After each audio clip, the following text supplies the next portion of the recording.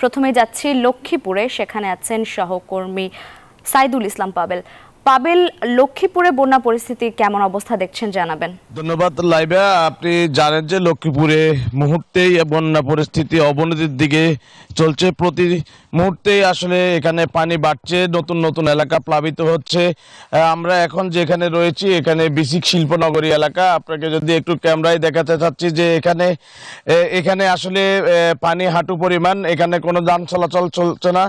এখানে এই যে আমরা দেখতে পাচ্ছি যে এখানে মাদ্রাসার কয়েকজন শিক্ষার্থী তারা আসলে এই পুকুরের পানির মতোই তারা ব্যবহার করছেন। এই পরিস্থিতির মধ্যে দিয়ে আসলে লক্ষ্মীপুরের যে 5টি উপজেলার প্রায় 80 ভাগেই এখন পানিতে তলিয়ে গেছে। তো আমরা আসলে কয়েকজন যে বন্যার্ত মানুষের সঙ্গে কথা বলেছি। এখানে ত্রাণের জন্য হাহাকার, এখানে খাবার সংকট, বিশুদ্ধ পানির সংকট রয়েছে। এখানে বিভিন্ন রোগে আক্রান্ত হয়ে হাসপাতালে ভর্তি হওয়ার আর আমরা প্রতিনিয়ত খবর পাচ্ছি। এখানে আসলে একেবারেই মানবিক বিপর্যয় অবস্থার মধ্যে লক্ষ্মীপুর জেলার আর প্রায় 7,25,000 মানুষ এখন পানিবন্দী অবস্থা মানবত জীবনযাপন করছেন। আমি কথা বলেছি এখানকার জেলা প্রশাসকের সঙ্গে, তিনি আমাদেরকে যেমনটি জানিয়েছেন যে এখন পর্যন্ত 7,25,000 মানুষ পানিবন্দী অবস্থায় রয়েছে এবং 30,000 মানুষ আশ্রয়কেন্দ্রে রয়েছে। আসলে আশ্রয়কেন্দ্রগুলিতে খাবার সংকট এবং পানি সংকট রয়েছে বলে এখানকার যে বন্যার্তরা রয়েছেন তারা আমাদেরকে জানিয়েছেন।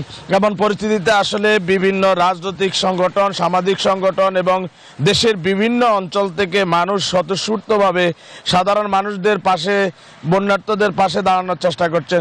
তবে আসলে বিভিন্ন সড়কে পানি হাঁটু পরিমাণ, কোমর পরিমাণ পানি হওয়ার কারণে বিভিন্ন জায়গা থেকে মানুষজন ত্রাণ নিয়ে এসে আসলে সড়কের পাশে আশেপাশে দিচ্ছেন। একজন 2-3 বার করে ত্রাণ পেলেও আসলে দুর্গম যে এলাকাগুলো, আসলে এই এলাকাগুলোতে ত্রাণ পৌঁছানো সম্ভব হচ্ছে না বলে এখানকার বন্যার্তরা আমাদেরকে জানিয়েছেন।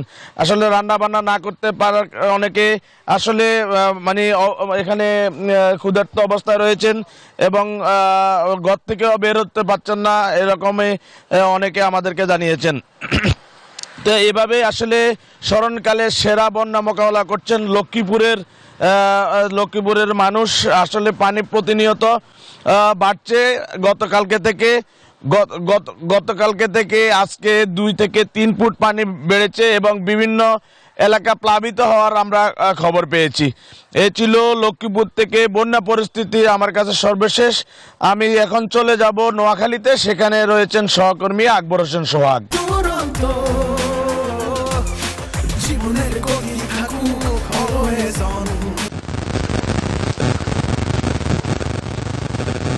ধন্যবাদ ফাবেল, আপনি যেমনটা জানিয়েছেন লক্ষ্মীপুরের পরিস্থিতি নিয়ে। আমি আছি নোয়াখালীতে। আমি ঠিক আছি নোয়াখালী জেলা প্রশাসকের কার্যালয়ের সামনে। নোয়াখালী জেলা প্রশাসকের কার্যালয়, এই কার্যালয়ে গত 20 থেকে 25 বছরে এখানে এত পানি হয় নাই। আপনি আমার পিছনে দেখতে পাচ্ছেন যে এখানে 4 থেকে 5 ফুট পানি উঠে গেছে। আসলে যে পানি উঠেছে এখানে জেলা প্রশাসকের কার্যালয়ে যদি 4 থেকে 5 ফুট পানি যায়, আপনি বুঝতে পাচ্ছেন যে গ্রামগঞ্জে এবং লোকালয়ের কি অবস্থা। ওখানে প্রত্যেকটা পাড়া মহল্লায় এবং গ্রামগঞ্জে পানিতে সয়লাভ হয়ে গেছে। আসলে একদিকে পানিতে সয়লাভ, অন্যদিকে মানুষের পানিবন্দী হয়ে পড়েছে এবং মানুষের খাদ্য এবং বিশুদ্ধ পানির যথেষ্ট সংকট রয়েছে। মানুষ আমাদেরকে জানিয়েছেন যে তাদের এখানে মূল সমস্যা হলো খাদ্য এবং বিশুদ্ধ পানির যথেষ্ট সংকট রয়েছে। এছাড়া পাশাপাশি ডায়রিয়াও দেখা দিয়েছে। এখানে আরেকটা জিনিস আপনাকে আমি বলে রাখি, সেটা হলো এই পানিবন্দির কারণে মানুষ যেহেতু পানিবন্দী অবস্থা আছে, মানুষের ভিতরে ঘরে ঘরে সাপের আতঙ্ক দেখা দিয়েছে। আপনি গত 3 দিনে অন্তত 90 জনের মতো নোয়াখালী জেলা হাসপাতাল থেকে চিকিৎসা নিয়েছে এবং বেশ কয়েকজন ভর্তিও আছে।